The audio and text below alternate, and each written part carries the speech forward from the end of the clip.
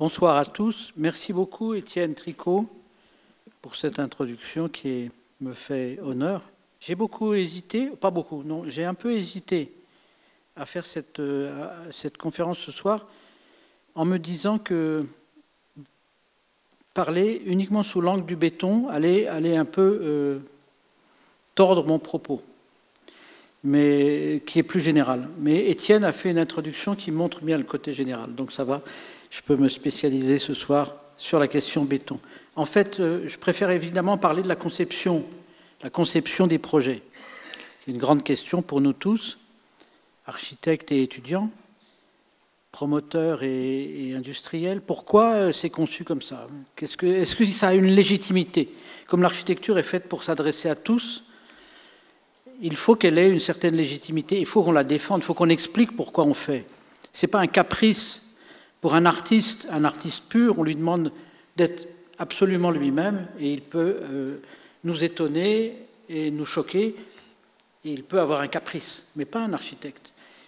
Il faut qu'il y ait cette, j'appelle souvent ça la légitimité d'une forme, d'un bâtiment qui doit trouver sa place. Alors je préfère parler de cette question de conception d'un point de vue qu'on pourrait appeler holistique, c'est-à-dire où le usage, la fonction, le lieu, le site, les techniques, l'économie locale sont envisagées en un tout. Et pour parler là du béton, évidemment, ce qui est intéressant, c'est qu'on va entrer dans une chose qui est le fait constructif, qui se calcule, mais qui se travaille aussi au corps à corps avec des partenaires et avec la matière. Et c'est quelque chose qui m'intéresse et on a l'impression que le mode de production du bâtiment aujourd'hui nous fait un peu perdre cette question de la matière parce qu'on arrive peu à peu à des architectures de composants qui sont assemblés, clippés. Il n'y a plus de travail manuel parce qu'il s'est perdu le travail manuel, parce qu'on n'a plus de bons menuisiers, de bons boiseurs, de bons coffreurs. Toutes les entreprises nous le disent. Et c'est donc une des questions qui va apparaître un peu ce soir. Et puis le béton... c'est un grand enjeu, on ne peut pas l'éviter, et en même temps on se pose la question de son empreinte carbone, donc on y reviendra. Mais ce qui a été fascinant dans le béton et dans son invention, c'est que d'abord c'était très ancien, c'était les assemblages de pierres, c'était l'assemblage, le collage presque des pierres ensemble, mais c'est quand ça apparaît comme un moulage, et puis quand M. Vicat, au XIXe siècle, en fait un béton armé. Donc le moulage, ça a beaucoup aidé. Le moulage, c'est une chose ancienne. Ça a beaucoup contribué à la fin du XIXe à un esprit qu'on a connu comme le Art Nouveau. On pouvait mouler des faux arbres, des fausses pierres, mais c'est en même temps assez vite quelque chose qui va devenir complètement le contraire. Le modernisme, la modernité de l'architecture au XXe siècle doit énormément au béton. Alors que ce caractère moulé allait commencer à aider à faire des sculptures, des formes. Avec le livre de Loos apparaît ce slogan « Ornement et crime ». Tout le monde comprend l'ornement comme un ajout non utile, quelque chose qui est ajouté. Le beau fabriqué par l'homme à l'origine, c'est des tatouages, c'est des parures, c'est des vêtements, c'est un ajout, un surplus, un agrément. Et tout le monde a compris que dans le texte de Loos, ceux qui l'ont lu, mais même beaucoup de gens ne l'ont pas lu, ils ont entendu ornement et crime et tout le monde a compris qu'il voulait dire que le refus de l'ornement était une vertu, était une ascèse, était une pureté, était un retour à un état plus originel de la construction. Et c'est un mouvement qui a toujours existé dans l'histoire de l'architecture, je trouve, c'est-à-dire le cistercien, c'est déjà l'art cistercien, une certaine ascèse et une certaine pureté. La fin du gothique, au moment de la Renaissance, le gothique est appelé architecture des barbares. C'est le refus de cette efflorescence, cette sorte d'exubérance de la sculpture qui vient s'ajouter. La fin du baroque, revendiquée par le néoclassicisme, c'est aussi de refuser le trop d'ornements, le trop de formes, le trop de sculptures qui vient s'ajouter, et de dire qu'un espace peut avoir une certaine simplicité, une certaine pureté. Et alors ça a été presque toujours un retour à l'antique. Retrouvons comme on faisait les Grecs, retournons voir Paestum et le Parthénon, et on a une sorte d'état de pureté originelle de l'architecture, qui n'est pas sans ornement, mais l'ornement est extrêmement codé. Alors le livre de Loos, il dit ce que je trouve formidable aujourd'hui, c'est la bicyclette et la plomberie anglaise. Et il dit regardez, c'est formidable, c'est merveilleux, c'est simple. Et il fait le premier avec du béton, mais quelquefois avec de la pierre.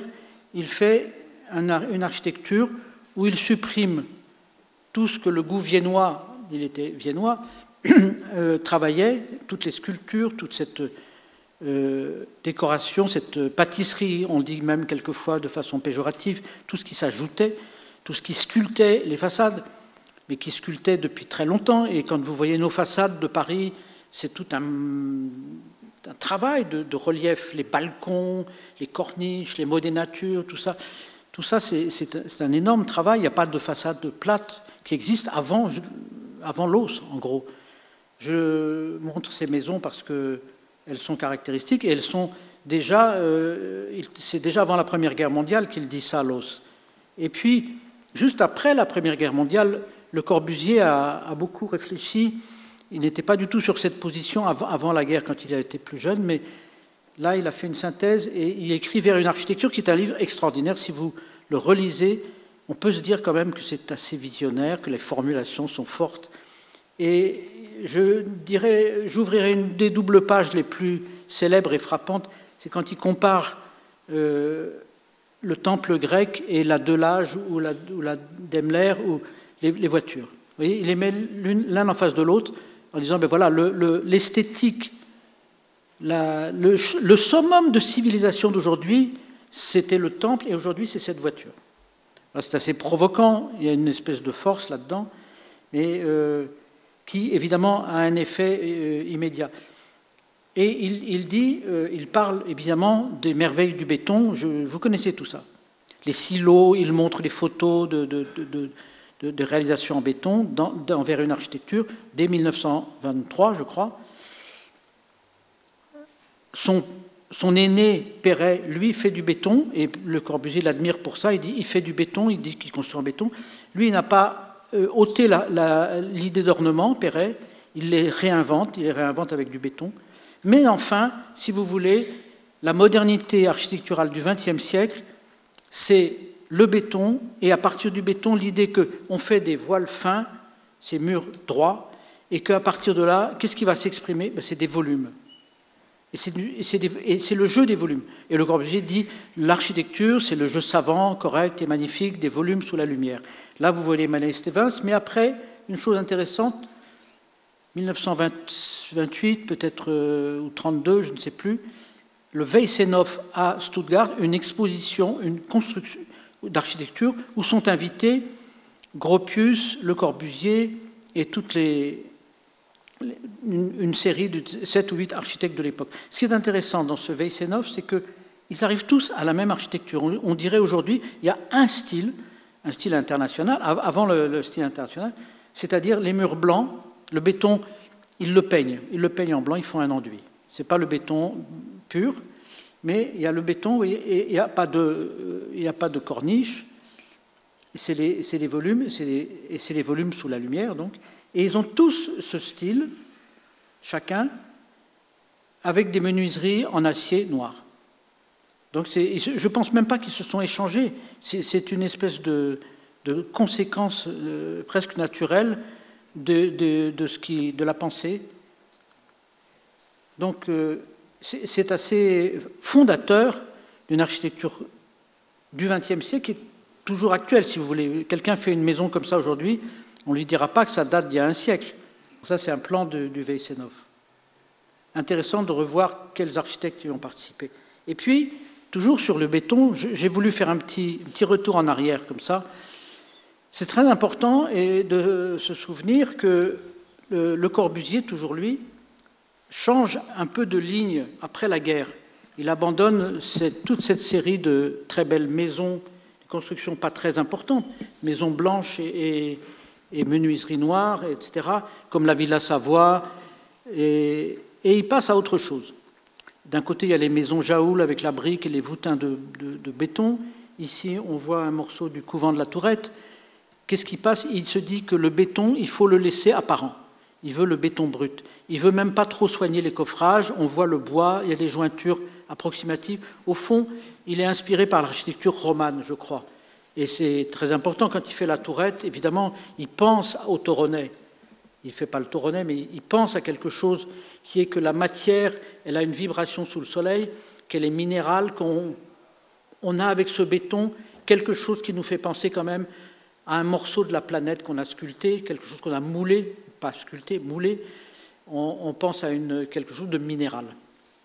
Alors c'est important cette affaire du béton du béton brut, parce que c'est toujours aujourd'hui une des références que nous avons, avec des façons de le travailler distinctes. Certains endroits en bois, d'autres ont des coffrages plus savants. Et Claude Parent disait, lui, je me serais damné pour le béton.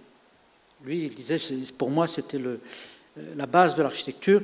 Donc, il y avait là-dedans une véritable passion pour un matériau. Alors, je montrerai vite comme ça. Quand j'ai commencé à travailler, j'étais dans cette ligne. Le béton, ça permet les volumes, et ce sont des voiles. Donc, c'est une économie parce que les voiles, ils ont une dimension. On peut les faire de, par exemple, 16 cm et on arrive à les ferrailler et construire et faire des charges importantes avec. Et que quand je commence à travailler, j'apprends mon métier parce qu'on n'apprend pas à construire dans les écoles. Donc je me retrouve avec les hautes formes dans un concours où je fais des volumes, je fais plusieurs volumes, 7 volumes pour 210 logements. Et c'est du béton et il est peint en blanc, il est badigeonné. Parce que donc je reprends, si vous voulez, un mode de construire qui est hérité de cette modernité du XXe siècle, bien sûr. Et j'apprends à faire un parking dessous avec un ingénieur qui venait de Overup, qui s'appelle Rob Pierce, que je suis resté en contact. Et on est très jeunes. J'ai 30 ans quand je fais ça. Le chef, la RIVP, Lombardini, fait un concours, on est 3 équipes concurrentes, et il décide de nous faire travailler en gré à gré, pas d'appel d'offres.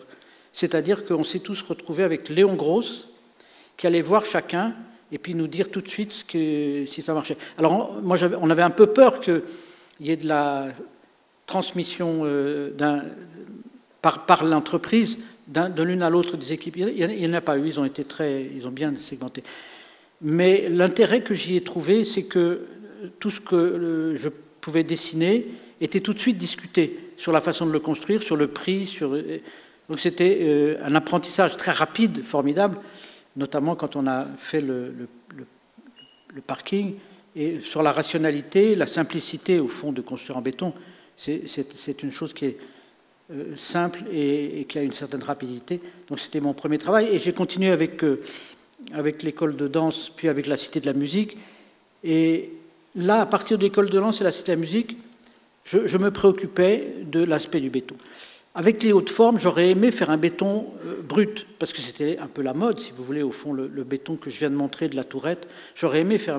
Je savais que dans Paris, ça vieillirait très mal, et aussi que les entreprises, même Léon Gross, qui était relativement soigneux, ils ne maîtrisaient pas de faire un béton parfait. Dans les prix de logement HLM, de faire un béton impeccable dans sa surface.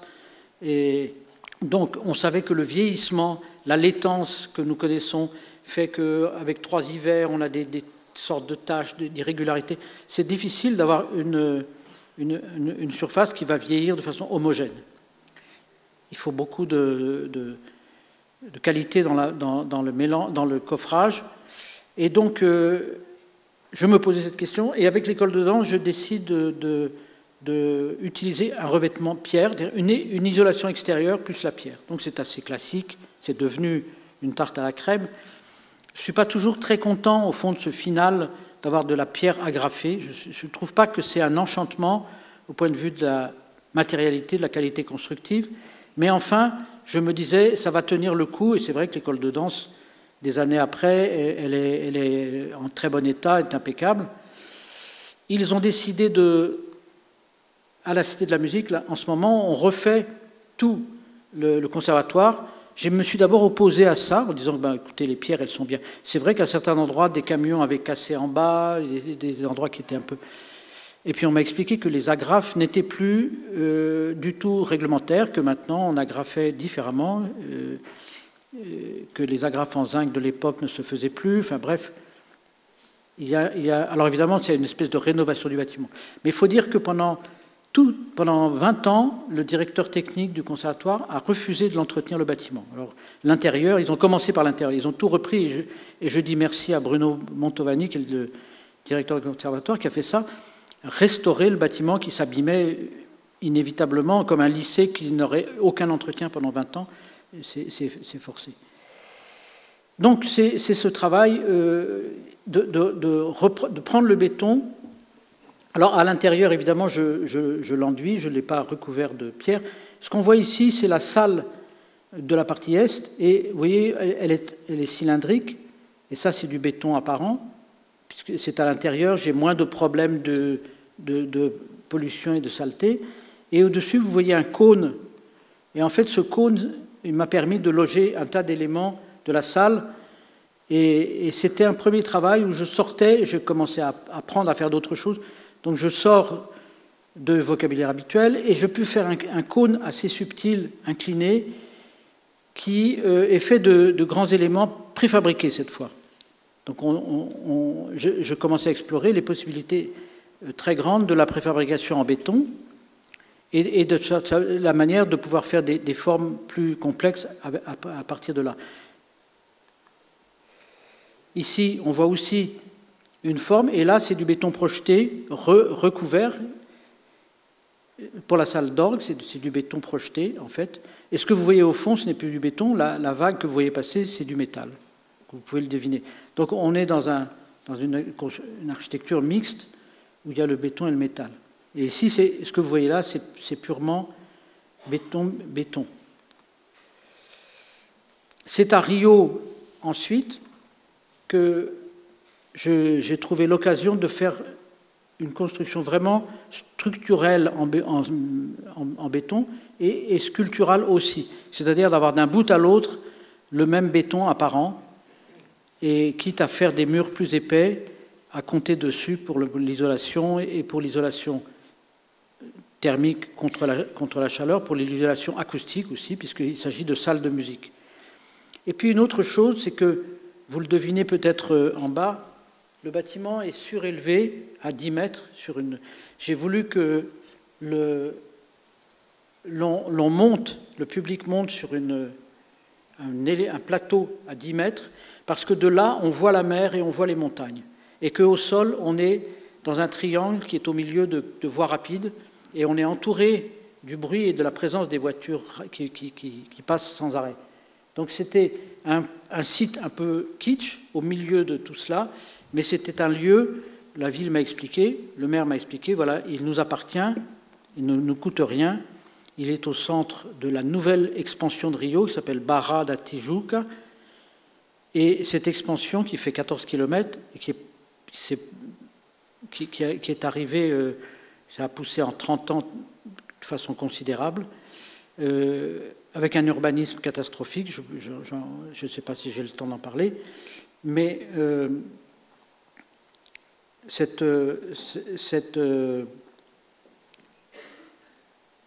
idée qu'il avait, c'était de faire une salle de musique, un lieu de rencontre culturelle, en me disant je voudrais que la collectivité soit présente à cet endroit-là, et la mairie aussi, mais pas sous la forme d'un bâtiment de bureau, d'une grande administration, comme il y a dans la zone centrale de Rio. Donc c'était une idée qui était bonne et qui devait loger l'Orchestre symphonique du Brésil, Tout a été prévu pour dans le programme et dans ce qu'on a construit. Plusieurs salles, les salles de répétition, les salles pour faire école. L'Orchestre symphonique du Brésil n'est jamais venu. Voilà. Pour des raisons politiques, pour des raisons de... Ils préfèrent rester pas trop loin de chez eux dans le centre, des raisons que le nouveau directeur, que le maire qui a succédé à celui qui a construit ça, n'a pas voulu mettre d'argent et était en opposition passionnelle contre son prédécesseur. Il n'a pas voulu s'occuper du bâtiment.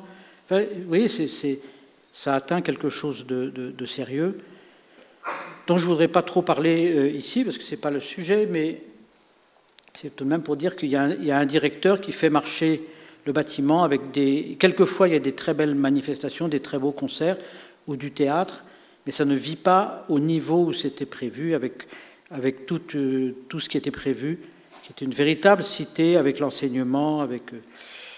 Alors, je parlais du fait que j'ai surélevé pour qu'on voit en haut, tout cela s'est construit entre 2002 et 2008, et donc il y avait des problèmes structurels, et donc je suis parti sur l'idée que je ferais cette pureté géométrique du parallélépipède qui serait tenue par des voiles cylindriques qui tiendraient les salles et qui supporteraient ce plateau qui est à 10 mètres de haut.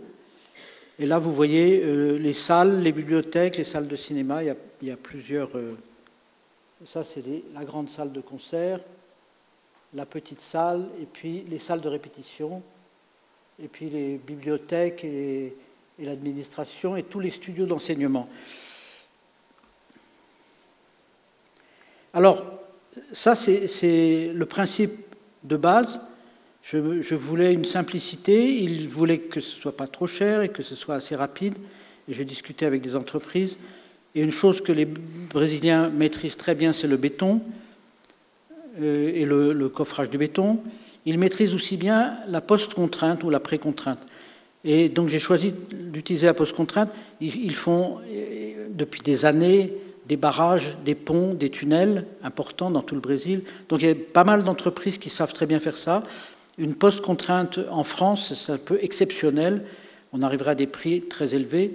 Et là-bas, ça rentrait dans le savoir-faire général. Donc je me suis dit, cette dalle peut être très pure. Je peux avoir des portées de 35 mètres avec 1,50 m d'épaisseur. C'est assez grisant de se dire qu'on a une légèreté et une tenue comme ça sur des grandes portées. Donc c'était très passionnant de les dessiner. Et ça, c'est la première maquette en début 2003 qui montre les voiles. Évidemment, ils sont cylindriques parce qu'ils contiennent des salles. Évidemment, aussi, ils supportent des charges. Et évidemment aussi, dans la lumière, ces cylindres, je le savais, allaient jouer et apporter une subtilité du rapport avec la lumière. Tout ça, ça compte. D'une façon simple, sans rajouter trop de choses. Le projet, voilà, ça c'est les toutes premières images à l'époque, des petites maquettes, et puis ce travail sur l'application Rhinocéros, où on voit la grandeur des portées, vous voyez, pas gêné de mettre un ou deux poteaux, mais sachant qu'on peut franchir. Et vous verrez sur des photos de chantier qu'on a ces poutres très longues, d'1,50 m de haut, dans lesquelles passent les câbles. C'était une expérience très belle. Voilà des vues des intérieurs. C'est une expérience très belle, un projet qu'on n'aurait pas pu faire non plus 15 ans avant.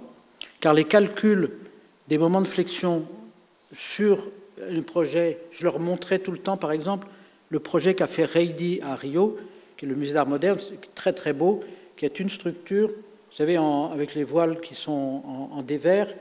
Et en fait, il y a une ferme qui est bien calculée, et puis après, elle est reproduite. Quand on a fait le calcul une fois, on peut faire tout le bâtiment. Et ici, à cause de la position des salles, rien n'est symétrique. Il n'y a pas un type de poutre ou de ferme qui peut se reproduire de la même manière. Comme vous l'avez vu sur le plan, si je reviens une seconde sur le plan, on comprend que rien n'est équilibré et symétrique dans ce... Et du coup, Le calcul, le numérique a permis à Cantarini, l'ingénieur de structure que j'avais à Rio, de calculer, vous connaissez bien ça, de vérifier tous les moments de flexion à tous les endroits des voiles, à tous les endroits de la dalle et des poutres, évidemment assez rapidement. Et ça aurait pris, on aurait su le faire avant, ces calculs auraient pris 1 an, parce que c'est à chaque fois refaire, recommencer, une situation différente. Donc c'est intéressant de savoir que cette matière est un peu étonnante du béton, elle est en même temps liée à un calcul qui est ultra rapide, qu'on peut faire aujourd'hui et qu'on ne pouvait pas faire avant. Et on a eu cette expérience, évidemment, plusieurs fois, et vous avez probablement eu bien des cas aussi où vous avez eu l'occasion d'expérimenter à quel point, évidemment, le calcul permet de dominer la matière d'une manière qui était inimaginable auparavant. Alors ça, c'est des premiers états du chantier. Et ce qui est intéressant et très amusant avec cette post-contrainte, hein, c'est qu'on coule, on a une cavité, le câble est passé et il n'est pas tendu.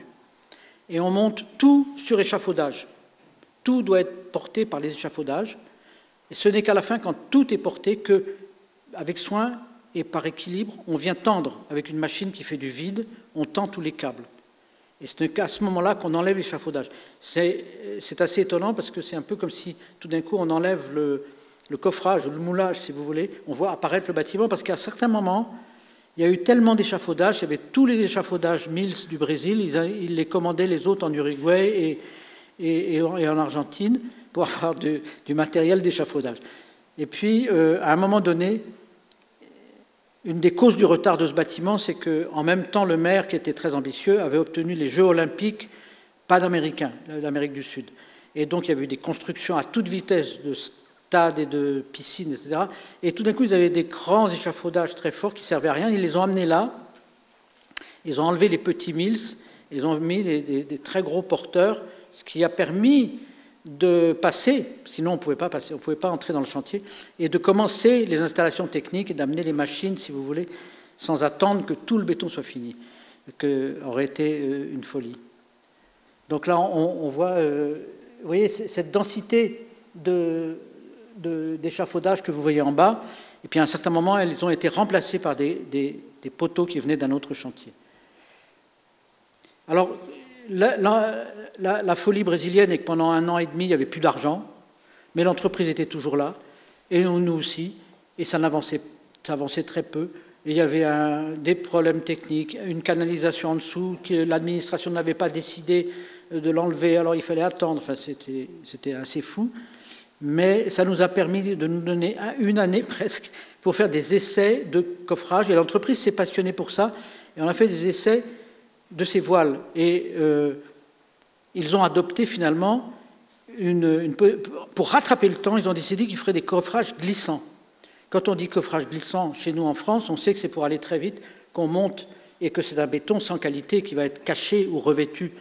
Et là, il fallait que ce soit un béton qui ait une qualité visuelle, mais en coffrage glissant. Donc on a fait pas mal d'essais sur ils appellent ça en portugais trepante deslizante, c'est-à-dire que ça s'écarte, ça monte, ça se resserre, on coule, ça s'écarte, ça monte, ça se resserre, on coule.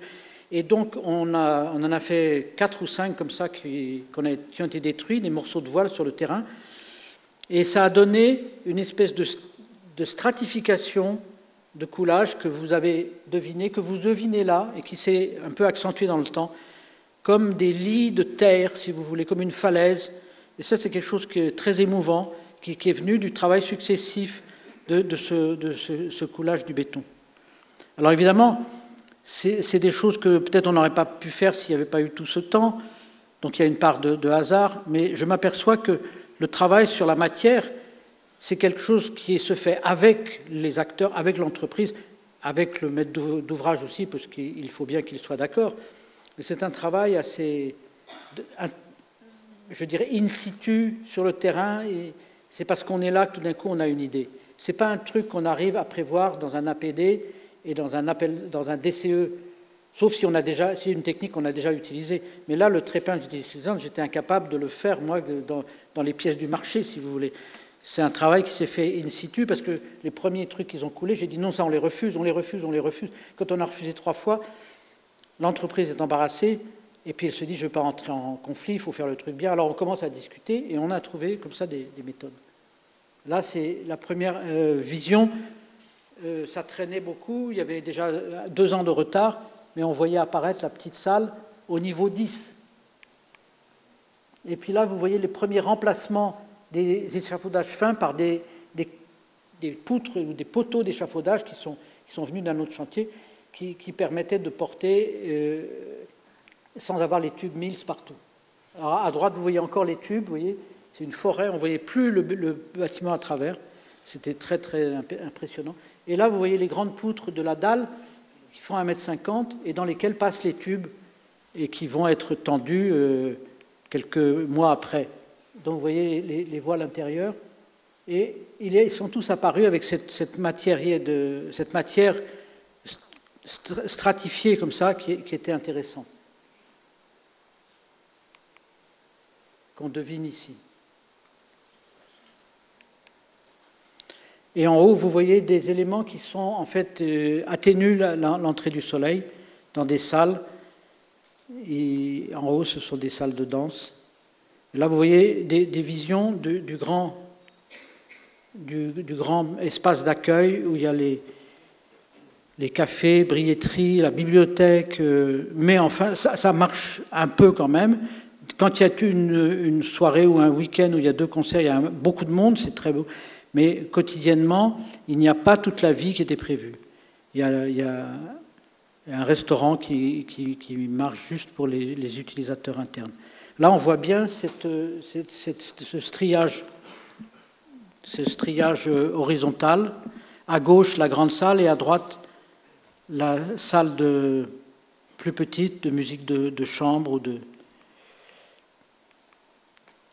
Voilà. Ici, je fais juste une petite mention parce que quelques années avant, on avait agrandi le Palais des Congrès et on avait travaillé déjà avec des techniques poussées, notamment pour faire ce cône en éléments préfabriqués avec EPI. Donc, vous vous souvenez bien, monsieur, et le cône du Palais des Congrès, c'était techniquement une vraie prouesse, parce que c'était un cône elliptique, mais que pour corser les choses et par l'utilisation interne, je l'avais légèrement incliné. Et donc, pour le construire, on l'a découpé en lamelles horizontales, et ces lamelles ont donné lieu à des morceaux de béton incurvés qui ont été coffrés chez vous dans des coffrages en bois, comme des bateaux, des grands bateaux, et dans lequel j'avais introduit un ciment qui, sur le bord, était gris ou était rosé. Donc il y a une légère coloration du béton. Donc c'était du béton, et la grande paroi inclinée est faite de la même manière, mais sans avoir l'arrondi. Il y a 4 bétons, exact. Et donc il y a eu un travail très particulier sur le béton, et puis un travail de calcul important aussi avec Bouygues, qui était l'adjudicataire, un travail sur, je ne rentrerai pas dedans, mais le mur oblique bouge dans le temps, et on a calculé, il y avait des enjeux de calcul entre mon bureau d'études et Bouygues sur les déformés, de combien ça allait bouger. 80 cm, 40 cm, et on a fait les menuiseries des parois latérales de telle sorte qu'elles encaissent les déformés. Là, on n'est plus dans le béton, mais c'est intéressant de se rendre compte qu'il y a beaucoup de béton là-dedans, mais que ces parois, comme le mur qui est là, et ce cône, sont en fait du béton massif en bas. Le cône, il a en bas comme ces culbutos, vous savez. La base du cône, c'est un élément plein de béton de au moins 7 mètres par 6. C'est une ellipse. Parce qu'il y a un poids considérable à la fondation. Et le mur aussi, les premiers étages sont en béton, et après, ce sont des poutrelles en acier qui tiennent les éléments qui sont préfabriqués et qui arrivaient de chez vous. Donc c'est une construction mixte qui nous avait pas mal appris, et que ça a dû m'aider d'avoir appris ça pour penser au bâtiment de Rio, bien évidemment. Je passerai vite au Chette Cheval Blanc, c'est Là, on avait un peu la maîtrise technique, donc ça n'a pas été compliqué. Et là aussi, c'est un travail sur lequel le béton apparent, pur et simple est important. Je voulais que ce soit un bâtiment, et c'est le cas, où il y a un jardin sur le toit, qu'on monte sur une terrasse et qu'on voit le clocher de Saint-Émilion, on voit les vignes, en même temps qu'on passe dessous avec les carrioles qui contiennent les vendanges.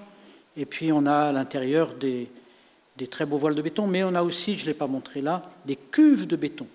Alors ça, c'est assez extraordinaire pour le béton. C'est fait en Italie, c'est très spécial, il y a des fils dedans pour contrôler la température, et je les ai fait comme des verres de dégustation, c'est-à-dire que le jus qui est là et qui est en train de vinifier, eh bien, il a une très grande surface de contact avec l'air, qui est très important.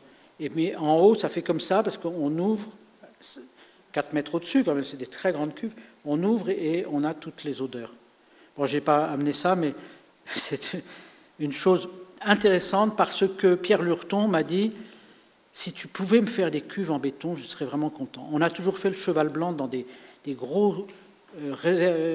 c'est des cubes, là c'est pour le coup de béton, mais je travaille, je nettoie la surface et il y a un rapport intéressant avec la vinification, se fait très bien. Je veux garder ce truc-là, ce ne serait plus le cheval blanc. Alors qu'à l'époque, pas mal de chais se faisaient, qu'on appelait des laiteries, se faisaient avec des grandes cuves en acier inox et tous les tubes en acier inox. Donc un monde plus futuriste, tout en inox. Et là, avec ces cuves en béton et les voiles, on a une relation... Je n'ai pas amené la photo. Voilà. Mais ça, c'était le dessin préliminaire pour penser ce travail avec les voiles.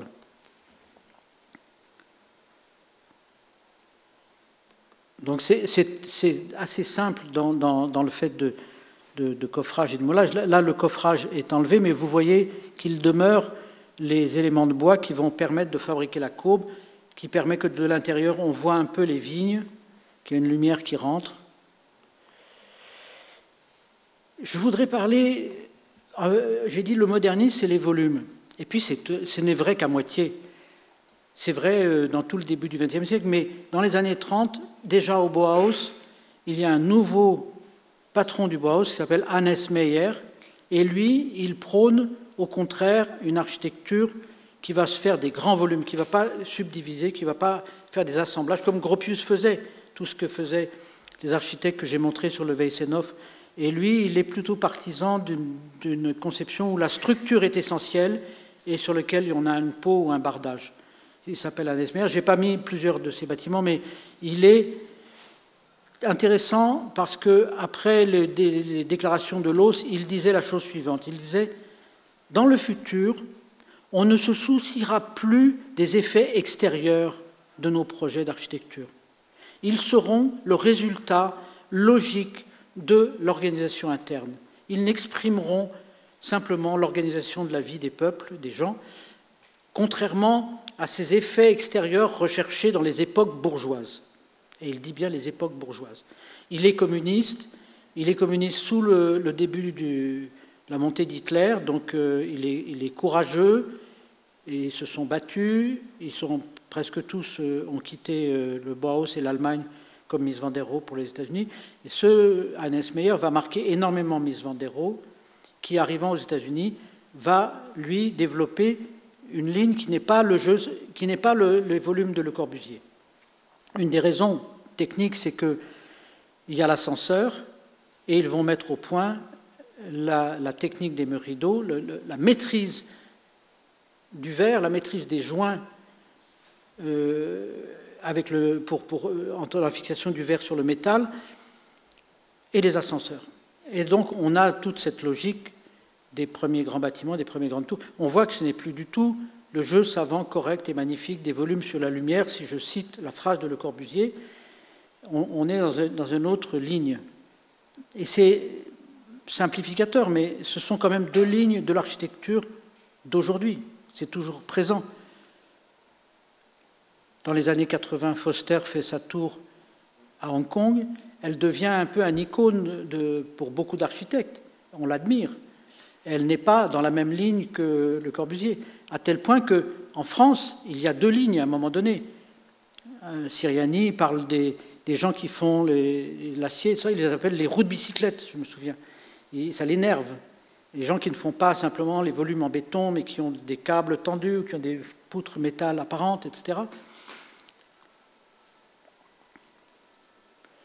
Quand je fais la tour à Lille, je suis évidemment dans une chose hybride et mixte.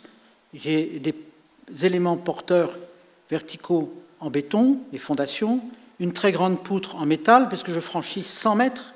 C'est un pont au-dessus de la gare que je devais faire. Et puis, tous les planchers sont en béton, et ensuite, la façade, évidemment, c'est du métal, du verre et des isolants. Alors, c'est très différent de la tour de Vasconie, qui est de l'autre côté, qui, lui, était dans un endroit où il pouvait avoir des points porteurs sur les quais. Mais là où je faisais, je ne pouvais pas. D'où la forme en L, parce que j'ai reporté la charge sur un des pieds. Si je mettais la charge, le volume qu'il fallait construire, sur les deux pieds, la poutre aurait été plus grosse, je perdais de la hauteur, et ça devenait trop cher. Donc c'est dans une considération d'économie que j'ai dit je fais un L, mais Rem Koolhaas voulait que ça monte à 100 mètres et que ça ait 100 mètres de large. Donc je tiens le L. Je lui ai dit est-ce que ça te va si je fais... Je ne remplis pas le rectangle comme Claude Vasconie. Il m'a dit ça me va très bien. Donc j'arrivais quand même à un travail sur le volume, vous voyez. Et alors du coup, par exemple, je vous amène ça parce que c'est typique de cette idée qu'il y avait deux lignes en France, mais c'était dans le monde. Ça, je le tire du fait que je me souviens de Christian Ovette, dans une sorte de colloque qu'on devait avoir vers l'année 91-92. Et il montre ces deux projets. Le bâtiment Berliet de Dominique Perrault, qu'on voit en haut, et en dessous, le bâtiment de Michel Kagan, en face, de l'autre côté du périph', qui est dédié à service de la propreté de la ville. Et il disait, vous voyez, regardez, Perrault, vous voyez, c'est la netteté, c'est l'efficacité, c'est la simplicité, et puis tout ce bavardage que vous voyez en dessous, il était très dédaigneux, assez méchant pour Michel Kagan. Vous voyez, il y avait deux clans, un peu. Je ne me suis jamais senti, personnellement, obligé de prendre parti pour l'un ou pour l'autre. Je pense que, selon les cas, on utilise un matériau ou un autre. Et j'ai aimé utiliser le béton, mais quand j'ai été amené à construire à New York, j'ai utilisé le béton et le métal. Nous avons évidemment les verticaux, les noyaux en béton. Nous avons des dalles de béton. Nous avons des dalles de béton qui n'ont pas de poutre. Le coffrage est très simple, quitte à être plus épaisse, parce que le temps de chantier est crucial. Et que faire une poutre, c'est plus long que de couler. Et c'est crucial parce qu'il n'y a pas de terrain de chantier, parce qu'il faut approvisionner seulement le samedi matin les matériaux, les châssis de façade, qui sont fixés directement sur le bâtiment, et ensuite sont ajustés pendant des mois. Mais vous avez des techniques de fixation des panneaux, ils ne sont pas posés au sol ou dans un terrain à côté, ils sont déjà... Le bâtiment devient son propre endroit de stockage, et donc la rapidité conduisait à ces poutres, ces dalles sans aucune poutre. Alors ça, c'était spectaculaire pour la hauteur. C'est la 57e. Celle qui m'intéressait aussi à cette époque-là, que j'ai conçue en 2002, la crise, etc., fait que ça n'a été construit qu'en 2012, 10 ans après. C'est la tour Prisme, qu'on voit ici en chantier, qui est aussi faite sur un noyau béton et ces dalles régulières qui étaient construites avec une certaine vitesse qui nous étonne quand on voit monter, avec un jeu néanmoins de plis qu'on voit très mal ici parce que c'est trop... Là, on le voit. J'ai en fait fait deux corps de bâtiments et entre ces deux corps, j'ai voulu que les bâtiments ne touchent pas, ne soient pas mitoyens avec les immeubles de l'îlot.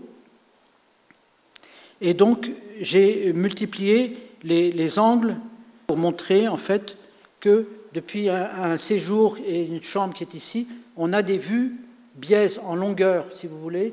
Là, j'ai démultiplié les occasions de vues en longueur sur Park Avenue et sur la 28e rue. Et c'est un grand confort intérieur, au lieu que sinon, vous avez un énorme placard devant votre fenêtre, qui est tout votre paysage, c'est l'immeuble d'en face. Et quand vous êtes comme ça, vous voyez les gens qui filent en bas dans la rue, vous avez le ciel, vous avez l'immeuble qui part. Alors ça m'a été beaucoup apprécié par les gens qui ont acheté, pour une part, et une partie, il y a deux corps, parce qu'un des corps, c'est du logement affordable, utilisable et où s'inscrivent des gens qui paieront un loyer modéré. C'est pas... Donc à New York, il y avait cette qualité, elle est en train de disparaître, il paraît, que pour les logements sociaux, ce sont des promoteurs qui les font avec des avantages sur les taxes et les impôts, et qui ne deviennent propriétaires de ce qu'ils construisent qu'au bout de 33 ans, et qui sont convenus que 25% de ce qu'ils construisent, et quelquefois plus, sera affordable, et la ville vient et choisit ces appartements qui vont réserver à leur liste. C'est donc très différent.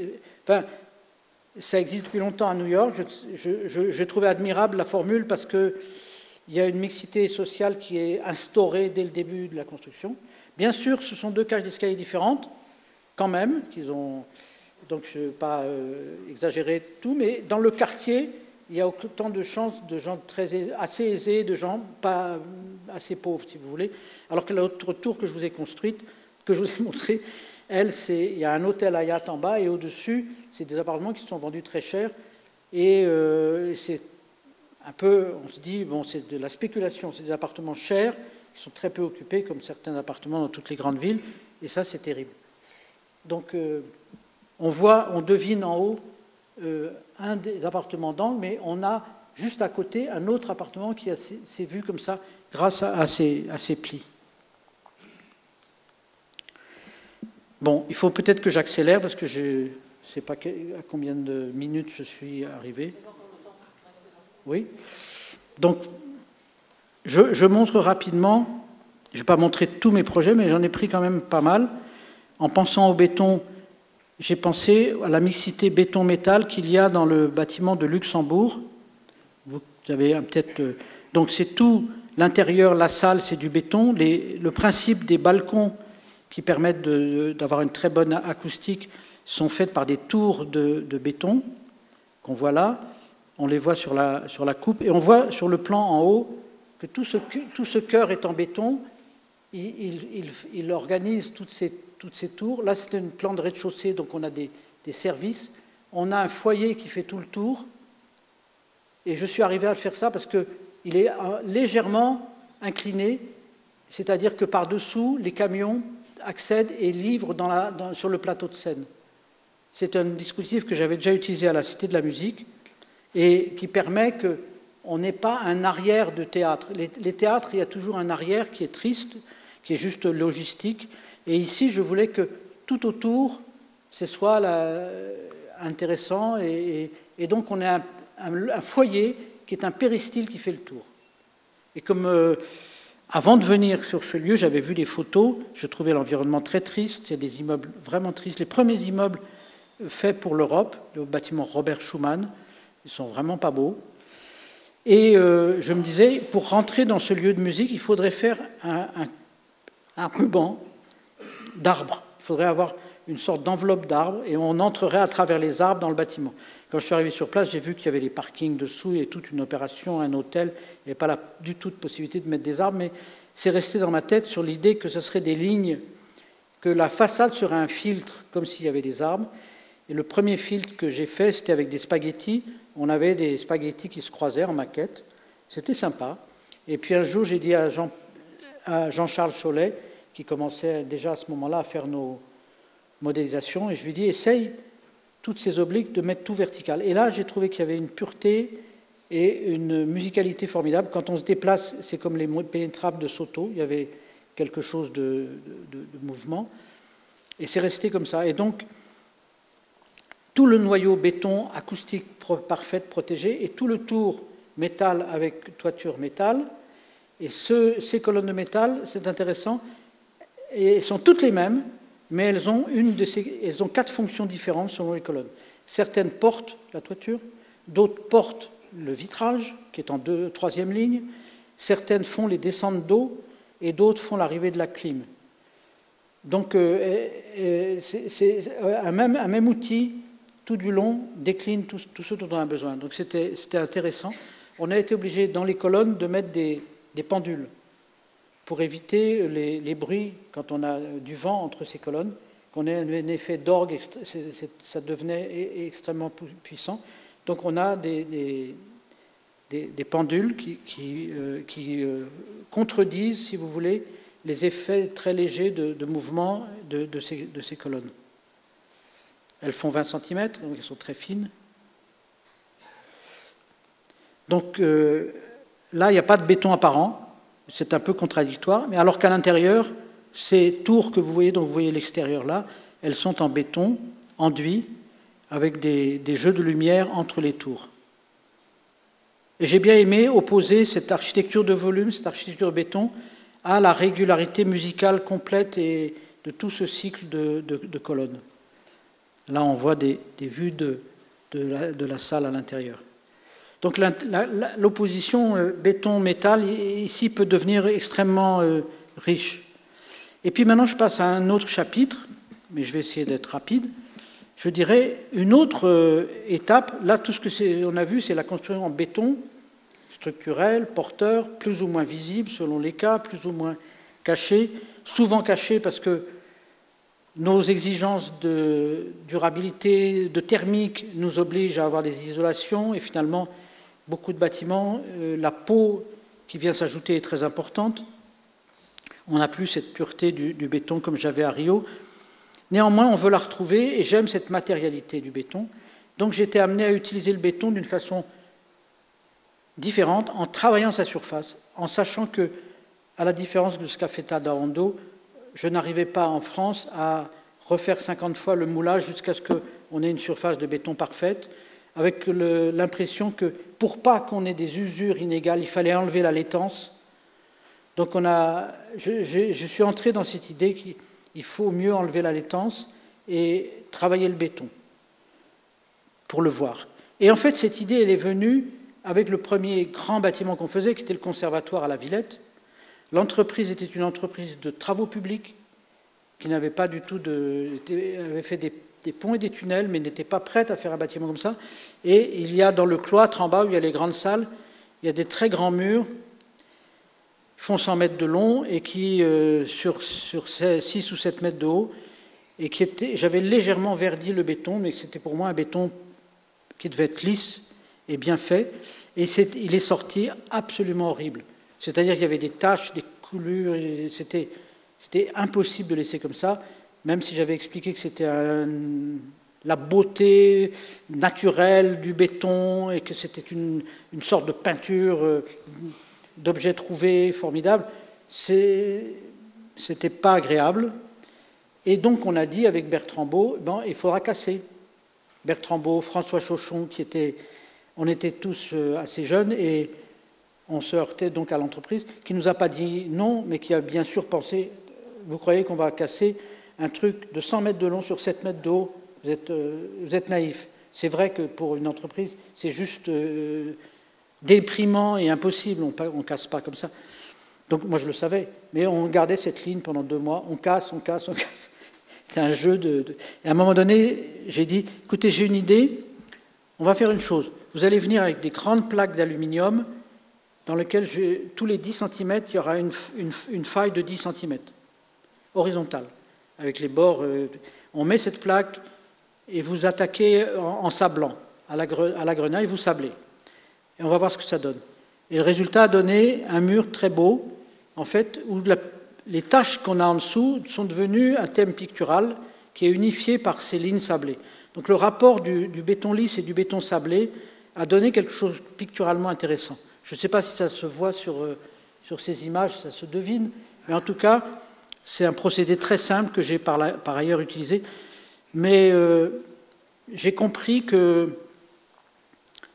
avait une chose intéressante avec les entreprises, c'est que quand elles font une chose pas bien, on peut avoir une idée, mais une idée très physique sur place pour faire changer les choses. Une idée qu'on n'aurait pas eue dans le dessin et dans l'appel d'offres avant.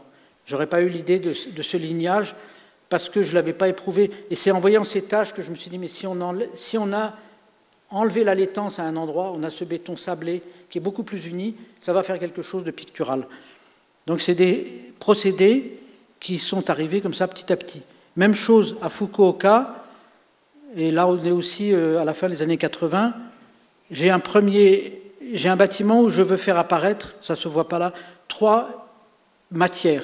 De chaque côté, là on n'en voit qu'un peu, on a 2 bâtiments blancs qui forment une cour. Au fond de cette cour, il y a un grand bâtiment gris et une tour dorée. Et pour le bâtiment gris, je voulais du béton foncé. On fait un premier béton foncé et il était terrible.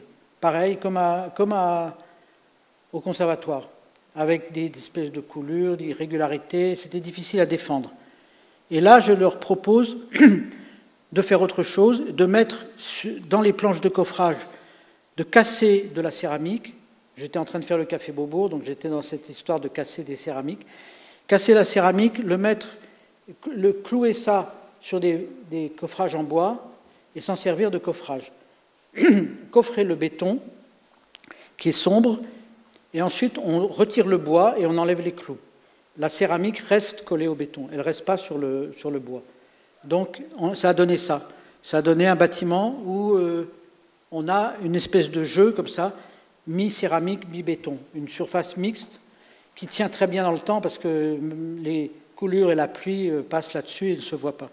Donc c'est parce que, encore une fois, une entreprise n'avait pas réussi à faire le béton qu'on s'invente une manière haute de faire le béton. Et l'entreprise, pareil, se disait on ne va jamais arriver à faire la régularité qu'ils demandent.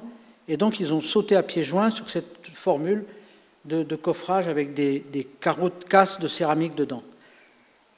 À Grasse, rien n'avait été cassé, mais sur cette partie du palais de justice qui est le tribunal de commerce, dans une ville très en pente, j'avais toute une base dans laquelle il y a certaines salles d'audience, et puis au-dessus, il y a les bureaux. Pour les bureaux, il y a des ailettes blanches qui s'orientent selon les heures du soleil, donc ça c'est orientable. En haut, il y a une couverture. Cette couverture est une double peau pour le soleil, donc c'est des plaques de béton rougies pour passer avec le paysage local. Et l'air passe entre l'étanchéité et la toiture, ce qui est le meilleur moyen de rafraîchissement qu'on ait en toiture, c'est d'avoir ce passage de l'air et la double toiture. Et puis en bas, je voulais qu'on ait un béton qui réponde, alors là je n'ai pas tout amené, mais juste en face, il y a un grand mur de soutènement de la ville et un tournant. Et je voulais qu'on ait un mur qui réponde à ce soutènement. J'aurais dû mettre la photo, mais je n'y ai pas pensé. Ce soutènement, il est fait avec cette apparence-là, ce sont ces pierres-là qui sont en face. Et ces pierres-là viennent d'une carrière qui n'est pas loin. Et on a réouvert la carrière pour faire un béton avec des composants d'agrégats qui sont issus de la même carrière, mais évidemment, il fallait enlever la laitance et qu'on voit ces agrégats. Et là, j'ai demandé de boucharder, ce qui est un travail plus fort, évidemment, mais qui donne un résultat très beau, puisqu'on a une impression de voir le caillou. Là, la laitance est véritablement enlevée, sauf dans ces endroits-là, que par endroits, on voit. Donc il y a des endroits où je laisse la formule originelle. Vous voyez, je les ai amenés parce que, en parlant de béton, je me suis dit, il y a aussi tout ce travail sur les surfaces que le béton permet et qui nous donne une expression qui se rattache à la terre, au moulage, et que j'aime beaucoup par rapport à des bâtiments qui peuvent être élégants, où tout est clippé, tout est arrivé d'usine, tout est monté. Il y a quelque chose là, notamment à Grasse, où toute cette ville est en pente et tenue sur des soutènements. C'était important d'arriver à cette matérialité qui l'accroche à l'histoire, au sol, au paysage. Ce qu'on voit dans l'image d'en bas, on voit toute la double toiture avec les passages d'air qui passent sous les... et qui fait que le dernier étage, en tout cas, il n'y a pas besoin de trop le climatiser, il est assez frais. C'est un moyen simple. Donc on a utilisé ce bouchardage dans d'autres bâtiments, comme ici à Boulogne, et comme à l'ambassade de Berlin. Je ne vais pas raconter le projet, mais on voit que le rez-de-chaussée, là, il est également en béton bouchardé, alors qu'au-dessus, on a du béton enduit. Et la raison était que le Sénat a fait un règlement qui obligeait à avoir un socle sur toute la place. Alors ils m'ont dit après que c'est nous qui l'avons le mieux fait, puisqu'on a vraiment... Mais ils ont tous un socle et une ligne qui, plus ou moins, forment cela. J'ai pris le thème du socle comme une donnée qu'ils avaient et je l'ai utilisé pour ce bâtiment. Je l'ai utilisé d'autant plus que en fait, derrière, c'est très serré l'espace, et on a installé avec Elisabeth des jardins à cette hauteur-là, à la hauteur des lieux de réception. Donc, il y avait ici une entrée, un escalier qui monte jusqu'au jardin, et là, au-dessus de cette sorte de base, on a ce socle. On ne devine pas, mais en fait, ce jardin, c'est ce qui est ici.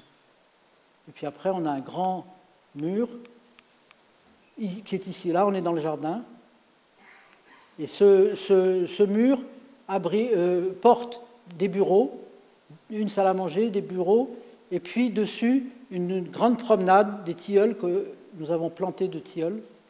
Et vous voyez, tout ce mur, il est également réalisé en béton bouchardé. Donc en fait, ce qui nous a intéressé d'utiliser le béton, souvent, c'est pour cette matérialité. Et ici, on retrouve dans l'intérieur de la rue intérieure de l'ambassade de Berlin, on retrouve des pavés qui sont ceux de la place et un mur où vous reconnaissez le sablage. Alors ici, vous avez le bouchardage qui est sur la Pariser Place et vous avez le sablage, méthode de Cité de la Musique, qui donne ce résultat très simple. Donc ça a été souvent pour nous un moyen d'utiliser la manière de pouvoir faire des surfaces intéressantes avec le béton. Ici, à Montpellier, pour toute la zone de la Lironde, on a fait, avec Marie-Elisabeth Nicolo, on a travaillé des reliefs dans le béton. On a posé des éléments de bois sur les coffrages que vous voyez à gauche. À gauche, c'est donc le coffrage avec ces éléments qui vont faire des creux. Et à droite, on voit les creux que ça réalise. Et le béton, après, on enlève la laitance, il est désactivé, il est lavé à l'eau. Quand il est désactivé, on a encore quelques temps avant qu'il ait pris, vous le savez, pour le laver à l'eau, enlever la laitance, et on a un résultat comme ceci. Et ça, c'était intéressant d'avoir un système simple, parce qu'il a été donné comme prescription à tous les architectes, une trentaine, qui ont construit des immeubles dans ce parc que nous avons réalisé à la Lironde. Donc là, on voit des éléments faits par d'autres architectes. Il y a toujours ces socles, ces bases qui sont faits avec ce béton, qu'on avait appelé grossièrement le béton poisson, parce que c'était des formes de poissons qui faisaient les éléments qui étaient inscrits sur le coffrage. Donc là, c'était partagé avec d'autres pour donner une unité à tous ces bâtiments qui sont dans un parc, il y a pas mal de végétation. Donc là, c'est des photos du chantier qui donc date de 10 ou 15 ans et plus. Et puis, un autre endroit où on a travaillé un béton d'une manière très particulière, c'est les champs libres, le bâtiment que nous avons fait à Rennes, où on a un béton de très grande plaque. Et là aussi, c'était fait avec EPI. Et là, c'était un travail un peu extraordinaire avec Martin Wallace, qui est un ami. On a fait dans la cour de l'atelier qu'on avait rue de l'Aude, on a fait 2 moules. Et ce sont des moules où avec du carton, on a fait des reliefs.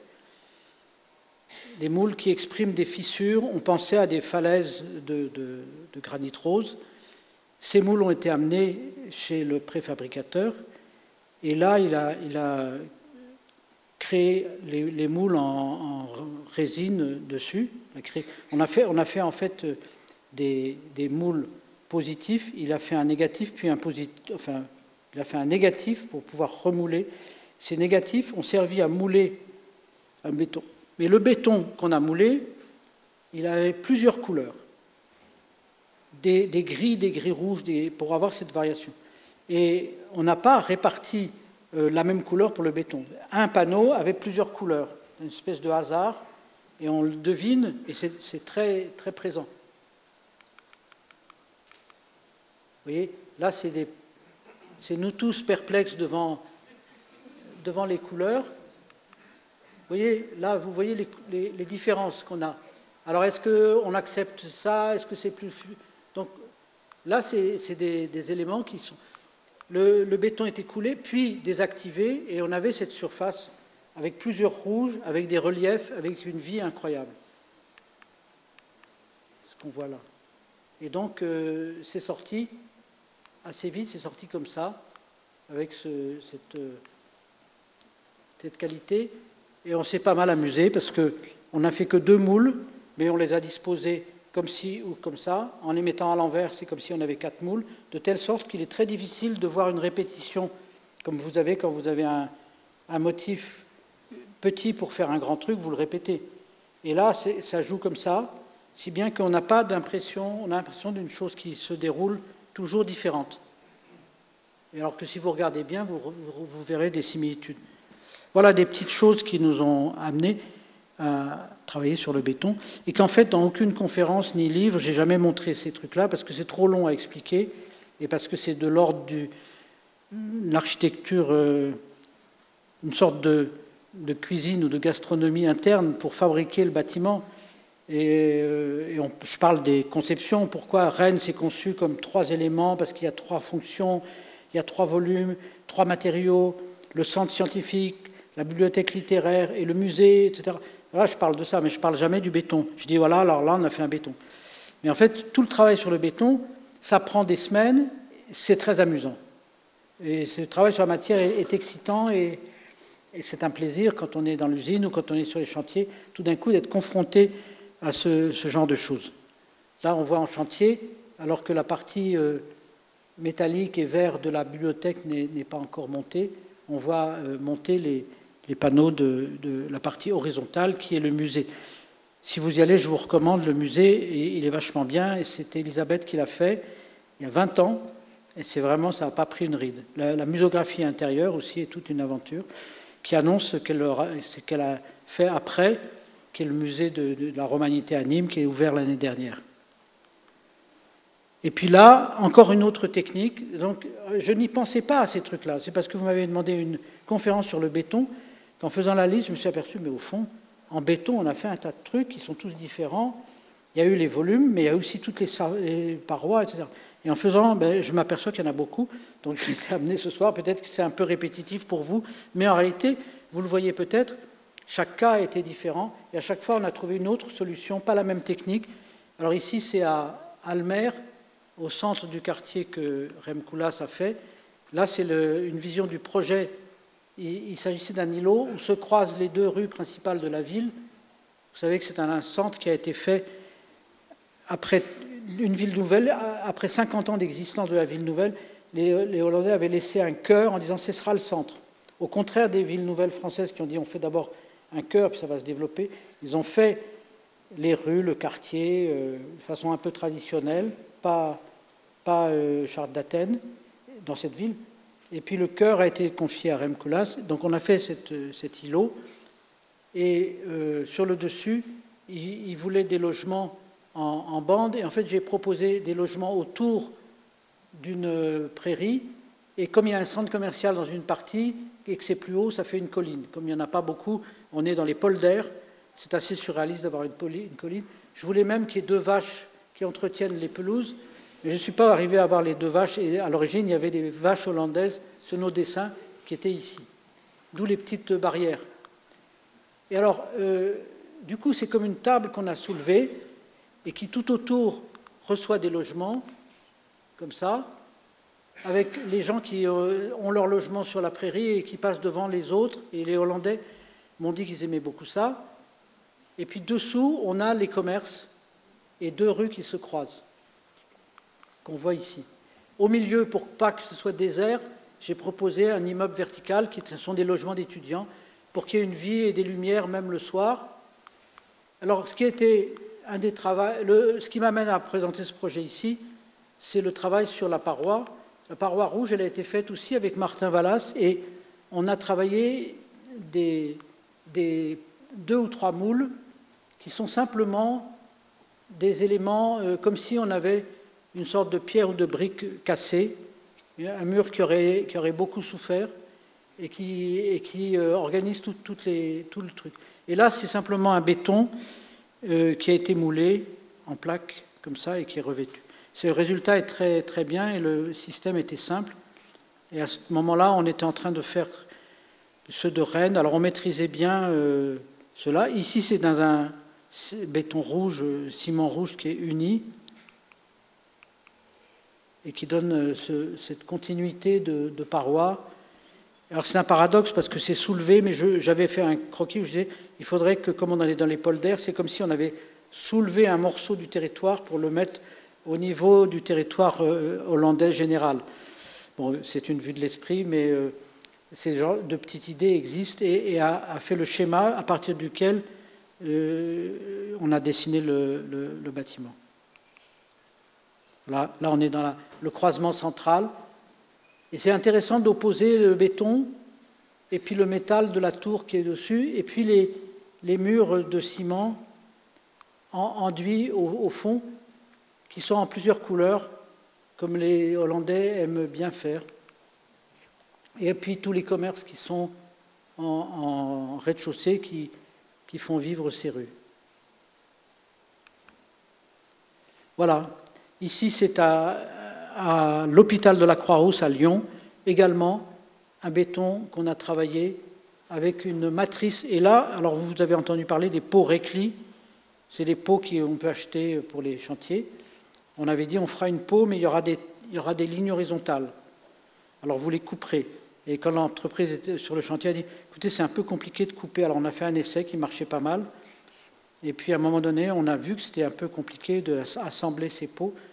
Du coup, il y a eu une tractation entre Frédéric Binet, Jean-Daniel Boyer de mon équipe et l'entreprise. Ils m'ont téléphoné, ils m'ont dit écoute, on a résolu que si on fait faire chez Récli une nouvelle peau, ça coûtera moins cher.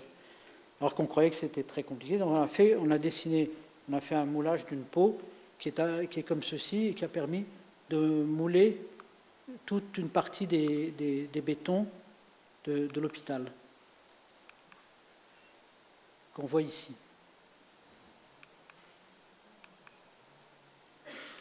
De la même manière, on a moulé un peu plus loin à Annecy des murs de béton dans une zone de logement qu'on est en train de faire sur un parc.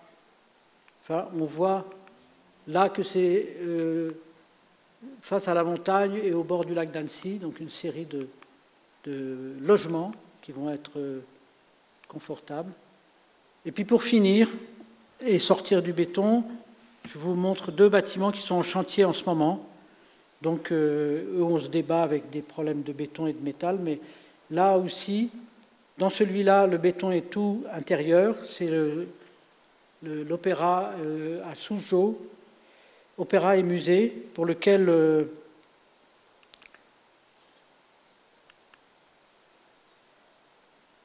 au bord du plus grand lac de Chine, il y a un mouvement d'un double ruban qui lui est fait en acier et aluminium, qui relie deux bâtiments. Dans le concours, il y avait l'opéra d'un côté, le musée de l'autre. Et en fait, c'est le fait de les relier, je pense, qui a fait qu'ils nous ont choisis. Et ici, on comprend pourquoi je les ai reliés. C'est parce que vous avez aperçu tout à l'heure sur la vue générale de la ville, vous voyez, il y a un grand axe comme ça qui va au lac. Et ce grand axe est piéton. Et toute cette ville a poussé. Là, quand je suis arrivé, il y a 6 ans, c'était une plaine, il n'y avait rien. Aujourd'hui, peut-être vous verrez sur une photo, c'est beaucoup plus... C'est très vertical, c'est très développé. C'est Manhattan, et il y a beaucoup d'habitants déjà. Donc on est en train de finir ça. Et ce que l'on voit en bas, c'est que, évidemment, tout ce qui est salle de musique, école de musique, salle de cinéma qui sont là, c'est du béton. Et le musée a ses noyaux en béton aussi. Et puis tout ce qui est enveloppe, toiture et le ruban, évidemment, c'est en métal. On travaille avec Ovarup Shanghai. Les équipes sont de plus en plus compétentes chaque année. Je ne pense pas qu'on aurait pu faire ça il y a 10 ans. Et là, c'est maîtrisé. Les géométries sont quand même très complexes. Et c'est assez étonnant qu'ils arrivent. Donc l'idée est qu'en marchant sur ce grand axe, ça c'est l'image avec le bois de ce que la ville a prévu, on arrive et on découvre le lac sous une grande fenêtre, si vous voulez. Ça fait 40 mètres de haut quand même. Et il y a un cheminement qui, en montant sur une des bâtiments-là, permet de parcourir ici, de découvrir le lac et la ville. On devine là des personnes. Il y a un garde-corps de 2,20 mètres de haut, en verre, mais on verra. Là, ça c'est construit. Le cheminement n'est pas encore construit, et on redescendra côté de l'école de musique. Donc l'idée, c'est qu'on arrive, on découvre le lac, la grande fenêtre sur le ciel, et cette partie-là, plus basse, permet d'abriter à cet endroit-là de la pluie. Alors là, c'est des vues du chantier, mais c'est des vues, comme vous le voyez, qui construisent évidemment en métal, qui font cet immense ruban que vous voyez ici à gauche. Et je dois dire que c'est pour le moment sans faute, très bien réalisé, ce qui est étonnant et que je ne pense pas qu'il y a 10 ans ou même 5 ans, on aurait pu le faire. Voilà une image qu'on a reçue récemment. Et il a existé après, il y avait un projet qui est apparu, qui est de faire une promenade sur l'eau, qui a repris ces mouvements, mais qui n'était pas connu quand on a fait le travail. C'est un travail de paysagiste américain, dont je n'arrive pas à me souvenir du nom. C'était un artiste qui faisait des performances dans les années 70 et qui est mort il y a 2 ans. Alors, vous voyez, c'est en train de pousser et de se construire assez vite. Ça, c'est une tour que fait Skidmore. Et là, il y a une île. Ici, il y a déjà des promeneurs tous les soirs et tous les dimanches ici. Il y a une palissade de chantier qui ne permet pas d'accéder. Et puis, un autre chantier en cours, c'est le Grand Théâtre à Casablanca. C'est un concours de 2009, donc il y a 10 ans exactement, où il y avait les Zahadid, Franck Guéry et Koulas, etc. J'étais assez heureux. On avait tous un problème, on s'est tous plus ou moins échangé sur le thème que ce n'est pas très facile dans notre culture de répondre à une place classique. Vous voyez, il existe cette grande place de Casa qui a été faite par Lyotet et Prost, l'urbaniste, avec Marius Boyer, architecte. Lyotet, il y a un siècle donc, urbanise très bien Casablanca, et il fait cette grande place. Mais ici, il y a un terrain vert, il y avait un bois, il n'y avait rien. L'origine, c'est le palais de justice et la wilaya, le palais du gouverneur. Et c'est des bâtiments remarquables par leur qualité écologique, des courants d'air à l'intérieur. C'est vraiment exceptionnel. Ils sont ignorés des livres d'architecture parce qu'ils sont ni modernes, ni tradition arabe. Ils sont entre les deux. On ne peut même pas dire art déco. Et je trouve que c'est des bâtiments très, très intéressants, qui vivent très bien. Et puis de l'autre côté, il a été fait quelques années après des bâtiments de bureaux pour l'administration, qui sont très réguliers, des ordonnances. Il faut s'imaginer que ça s'est fait entre les années 30 puis 40. Et cette place était un parking, au moment où ils ont fait le concours. Et j'y réponds à ce lieu en essayant de réunifier la place, de tenir cette distance. Or, il y a 300 mètres. Et c'est très vivant. Et il y avait une fontaine qu'on a déplacée, qu'on a mis là, où des tas de gens viennent tous les soirs dans cette fontaine pendant des heures, discuter, jeter des pièces, etc. Et donc, il y a toute une vie dans cet endroit de Casa. Et on se disait, c'est difficile de répondre à cela. J'ai fini par, après différentes maquettes, y répondre en décidant d'avoir plusieurs pavillons, d'en avoir 3 pavillons, puis 2 autres derrière, et que le pavillon central serait une maison avec une immense porte, et que de cette porte, quand on l'ouvre, on pourrait faire une scène et du théâtre ou du concert extérieur, et que sur la place, il y aurait 6000 personnes qui pourraient assister. Ce prétexte de faire une grande porte était un moyen, et je n'avais pas compris à quel point ça serait utile, pour me relier ce bâtiment de façon évidente à celui-là. Peut-être qu'inconsciemment, j'étais frappé par la grande porte, mais je n'ai pas pensé en faisant celle-ci que je répondais. Mais je me suis aperçu après, maintenant que c'est fait, je me dis, mais ça tient les 300 mètres. Immédiatement, on est là et on sent la grande place. Et que si, ici, on avait une autre architecture, une horizontale avec une chose d'une dimension plus petite, ça appartiendrait à cet endroit-là, mais ça ne répondrait pas à ça. Vous voyez, c'est des choses comme ça sur les dimensions qui sont quelquefois mystérieuses. Donc c'est un bâtiment qui est en train de se terminer, très long, problème d'argent, arrêt pendant 1 an, reparti. Enfin, le concours 2009, et tous ces grands projets sont longs. Hein. Le Luxembourg, ça a été quand même 8 ans, Rennes 14 ans, l'hôpital de la Croix-Rousse 12 ans, la Cité de la Musique 15 ans.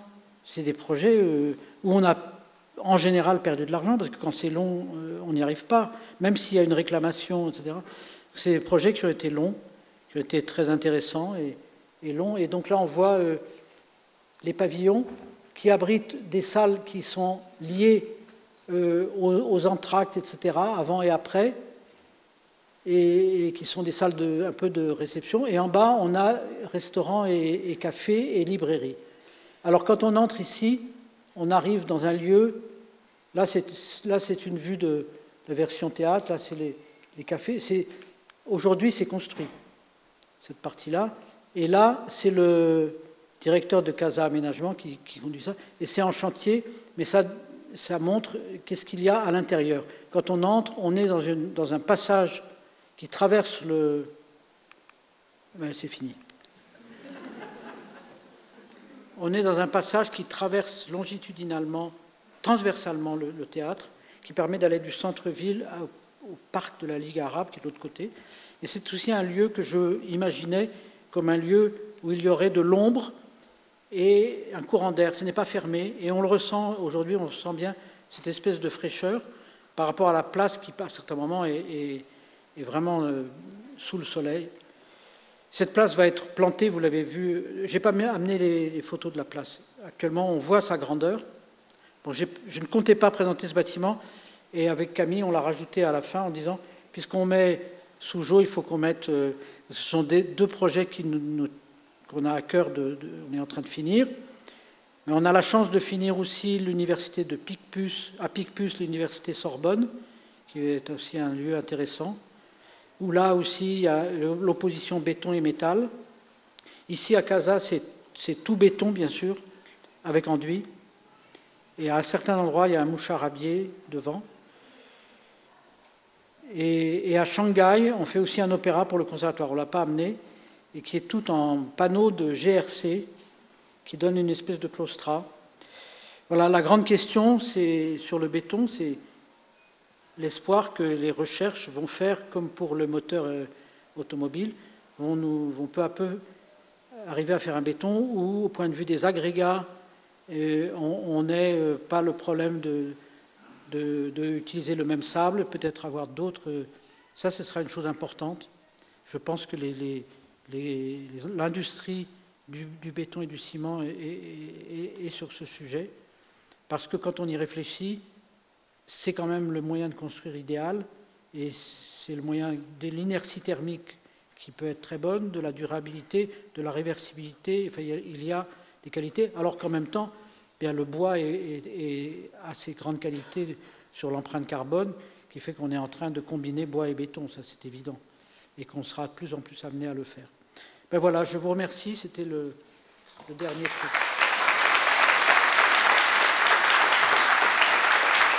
Si vous avez le courage, vous pouvez rester un petit peu là.